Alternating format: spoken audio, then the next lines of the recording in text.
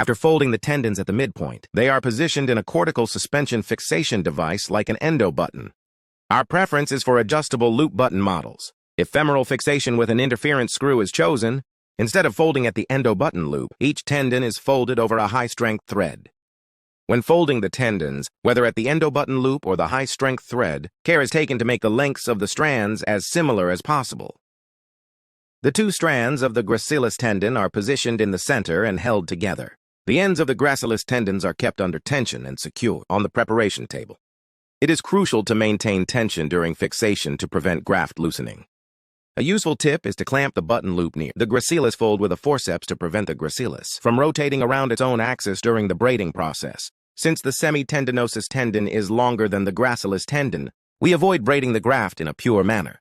Instead, we keep the gracilis in the center and braid the semitendinosus strands over it. In other words, we perform a concatenated sequence, repeated an integer number of times, crossing the semitendinosus strands over the central gracilis fiber, alternating between anterior and posterior, crossings relative to the gracilis.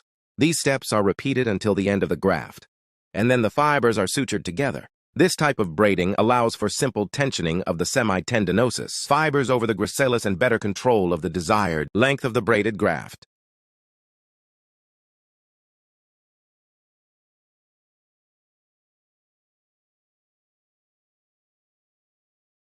A suture is performed at the end of the braided graft to secure the braid. It is crucial to maintain tension throughout the braided tendon graft. The firmer the braid, the thicker the graft will be.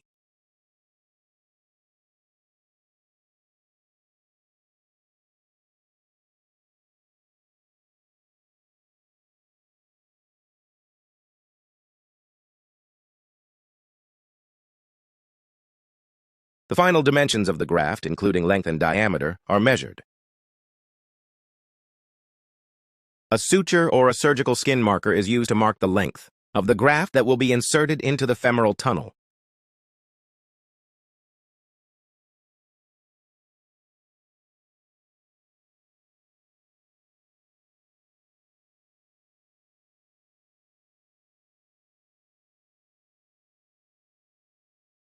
After graft preparation, the arthroscopic part of the procedure begins through the anteromedial and anterolateral portals.